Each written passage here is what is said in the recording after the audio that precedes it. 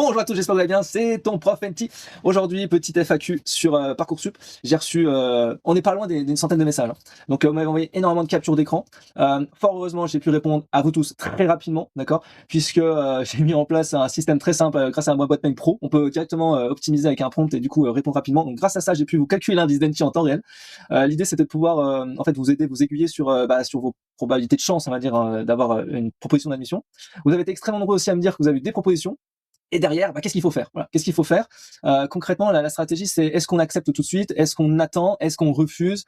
Comment on fait pour classer les vœux? Enfin, tout ça, on va y répondre un peu dans cette FAQ, c'est un peu l'idée. Donc, j'ai sélectionné quand même pas mal de questions. Alors, je vois qu'il y a quand même beaucoup de parents qui m'ont sollicité. C'est vraiment un stress pour vous, j'ai l'impression. Hein, vous me direz aussi dans le chat, mais j'ai l'impression que c'est vraiment un stress pour vous sur cette partie-là parce que c'est un peu l'inconnu. On a l'impression que c'est un truc administratif, mais en fait, on joue sur un algorithme, on joue sur ses probabilités. Bref, même j'ai vu, il y a beaucoup d'étudiants qui m'ont dit, mais je comprends pas. J'ai 17-18 de moyenne, j'ai un super dossier et j'ai aucune proposition.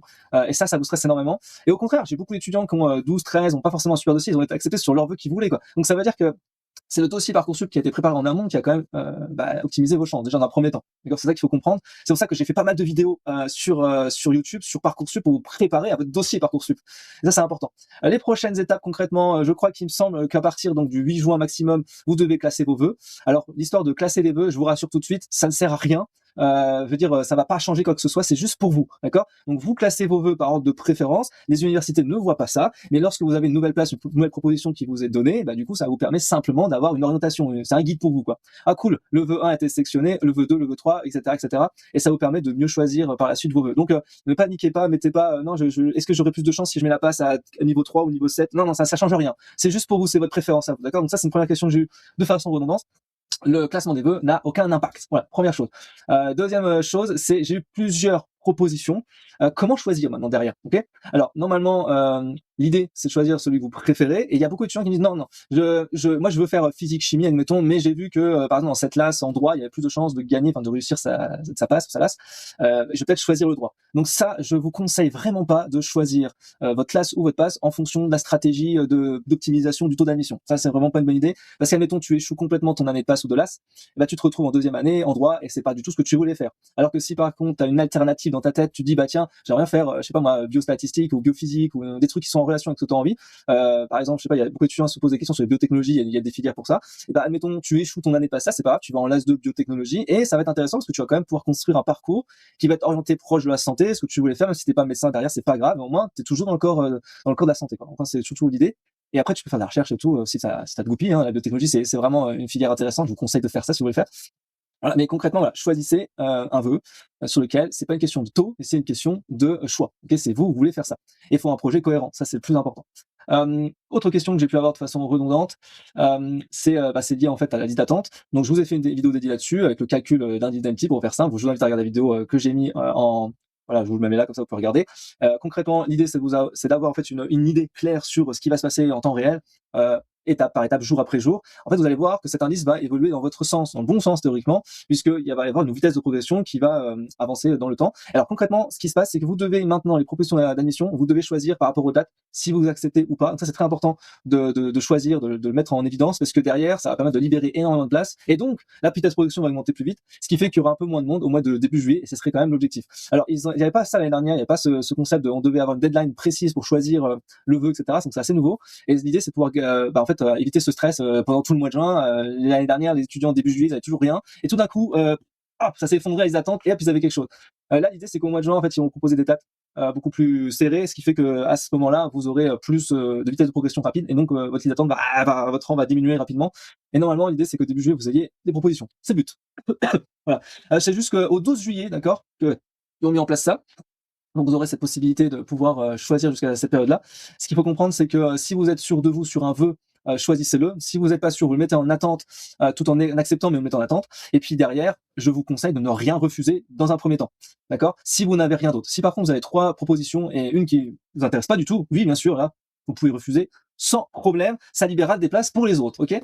En fait, ce qu'il faut comprendre, c'est que ça libère des places lorsque des étudiants refusent. Plus ils refusent, plus ça libère des places. Donc l'objectif, en fait, c'est qu'il y ait énormément de refuser ou accepter. Ok, ça marche aussi. Accepter, du coup, ça diminue votre rang. Ça vous permet de gagner du temps. Voilà, c'est assez performant comme système. Enfin, je veux dire, c'est pas très lisible. Franchement, on a du mal à chaque fois à comprendre les systèmes de rang et tout.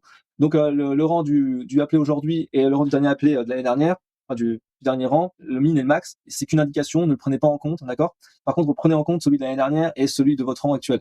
Il y a beaucoup de différence entre celui de l'année dernière et votre rang actuel, donc c'est l'indice, quand je l'ai calculé, c'est un indice statistique, ça va rien dire. Des fois, il y a des formations qui s'ouvrent plus de places l'année prochaine, ou l'année d'avant, etc. Bon bref, c'est un peu, c'est divers, c'est varié, hein, ok? C'est un peu l'idée. Donc après, il y a beaucoup d'étudiants qui m'ont dit, alors j'ai eu des vœux, mais alors, comme j'avais choisi sur Parcoursup un vœu, des vœux par stratégie aussi, je me retrouve à vouloir aller à Toulouse alors que moi j'habite par exemple à Paris, ou alors aller à Strasbourg alors que j'habite à Nantes. Voilà, j'ai un peu peur de me déplacer, etc. Est-ce que je dois accepter ou pas? Ça, c'est ce que vous avez normalement dû réfléchir avant. C'est pas parce qu'on choisit des LAS par rapport à la stratégie qu'il faut pas oublier cette histoire de localisation. Donc si tu as un vœu à Strasbourg, tu habites à Nantes, bah faut que tu acceptes, si tu sens que tu es capable d'y aller, tu vas à Strasbourg. Tu veux faire des études de santé, franchement te déplacer ça doit être rien du tout. Il y a beaucoup d'étudiants, je vous répète et c'est très important, d'étudiants qui font l'externat, qui sont après du coup dans le concours d'internat et admettons ils habitent à Paris, ils veulent absolument quelque chose à Paris et on leur propose que des choses qui sont en dehors de Paris, et ben je peux vous assurer qu'il y a énormément d'étudiants qui sont en 6e année de médecine et qui arrêtent totalement leurs études parce qu'ils n'ont pas en fait, ils n'ont pas un internat intéressant. Voilà. Ils n'ont pas la spécialité qu'ils voulaient et du coup ils arrêtent en fait concrètement la 6e année. Et c'est dommage parce que tu fais 6 ans d'études de médecine pour arrêter complètement en fait la médecine parce que t'as pas eu Paris. C'est un peu dommage. Vraiment, c'est vraiment dommage. Il y a beaucoup d'étudiants qui y abandonnent à cause de ces raisons-là. Donc, il faut être mobile. Vraiment, partie du principe, soyez mobile. N'ayez pas peur de quitter vos parents, bordel. Voilà. Bon, et c'est bien parce qu'il y a beaucoup d'étudiants aussi qui, en parallèle, j'ai fait des vidéos à ce sujet-là, ont aussi imaginé de faire le concours en fait en Belgique éventuellement. Donc, je vous conseille effectivement, si c'est une bonne idée, une bonne approche pour vous, tentez la Belgique, ça vous fera un bon entraînement. Ça, c'est pas mal. Ça coûte pas très cher. Puis, c'est genre le bac plus. Donc, c'est accessible et ça permet d'avoir un premier rush. Beaucoup d'étudiants qui sont inscrits aussi pour le concours d'entrée en Roumanie. Donc voilà, il y a beaucoup de choses qui se font en parallèle et je vous conseille effectivement de prendre en compte toutes ces possibilités. Maintenant, la stratégie, c'est de rester en passe, c'est la première année. La deuxième année, si possible, faites toutes vos chances en France et ensuite, si ça marche pas, vous allez à l'étranger, bien entendu. Donc, il y a énormément d'étudiants en reconversion qui m'ont sollicité pour poser des questions sur par rapport à la liste d'attente, parce qu'effectivement, beaucoup d'étudiants vont être systématiquement les attentes quand on est en reconversion. Enfin, souvent, je remarque ça. Mais en fait, ça va se goupiller assez rapidement. Vous inquiétez pas là-dessus. Il y a quelques profils que vous m'avez envoyés et franchement, j'ai vraiment peur pour vous. Ça veut dire que concrètement, là, je pense que vous aurez rien pendant très longtemps. Mais il faut pas s'inquiéter. On va vous reproposer des vœux après toute cette phase complémentaire, cette phase principale puis complémentaire. On vous reproposera des vœux où en fait on va tout le temps vous proposer des vœux jusqu'à ce que au mois de septembre vous acceptez quelque chose. Si par contre vous refusez quelque chose, bah en fait c'est pas normal. Voilà, parce que il y a beaucoup d'étudiants, ils reçoivent des derniers vœux, ça arrive, hein, au mois de septembre ils reçoivent des vœux et en fait en fait ils refusent. Ils refusent ces vœux-là parce que c'est trop loin, ils veulent pas la filière là, etc. Donc moi j'ai envie de vous dire à un moment donné, si vous voulez faire médecine tout ça, vous acceptez même si le LASPAS elle est pourrie, celle que c'est pas du tout celle que vous voulez, bah faites-la quand même. Dans tous les cas, vous perdez rien en fait. Si vous voulez faire vraiment un métier de santé, il faut bombarder en fait. Pour bombarder le game, même si c'est pas la mineure que vous souhaitez. Voilà. Sachant que c'est pas grave, l'année prochaine tout va être détruit grâce à la réforme 2027. Donc en fait on va fusionner PASS et LAS pour une seule et même filière. En fait c'est un gros retour à la PACES et ça va se représenter sous la forme concrètement, sous la forme en fait de 3 blocs, hein. Un bloc très centré sur la santé, un bloc transversal et un bloc sur un peu votre mineur, tout ça. Enfin, c'est un peu un système de mineur un peu bizarre.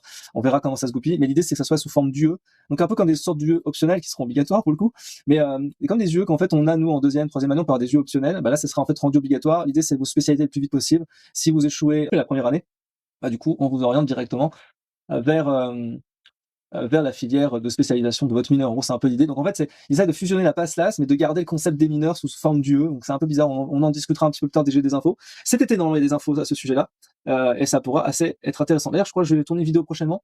Parce que j'ai vu qu'il y avait un décret qui est sorti et ils vont parler de seuil minimum. Donc en fait, numerus clausus, numerus apertus, c'est fini. Maintenant, ils vont parler de ce qu'on appelle le seuil minimum d'acceptation par université. En gros, chaque année, admettons, dans une université, on a 150 admis en médecine, admettons, dans une université, alors que la capacité réelle de l'université, c'est 300. Voilà. Et du coup, bah, ça veut dire que l'année prochaine, si la capacité réelle c'est 300, ils seront obligés d'accepter 300 étudiants. Voilà. Donc, ce sera forcément dans le bon sens parce que toutes les universités sous-cotent les admissions, tout simplement parce que il y a des concepts de stage, faut trouver des stages, faut trouver des profs, faut trouver des salles, tout ça. Et en fait, comme ils ont marqué qu'on pouvait faire dans les 3/4 du temps des cours à distance, et ben ils vont mettre en avant plus de personnes. Donc l'année prochaine, ce sera pas impossible que ça soit doublé la quantité d'admis. Voilà, donc c'est pas fifou comme truc, mais on verra ce que ça donne en réalité. Et n'hésite pas, bien sûr, si tu as la moindre souci, la moindre question, un moindre avis que tu veux avoir, c'est contact@tonprofnt.com. On se retrouve pour une prochaine vidéo. À très vite. Ciao, ciao, ciao, ciao, ciao!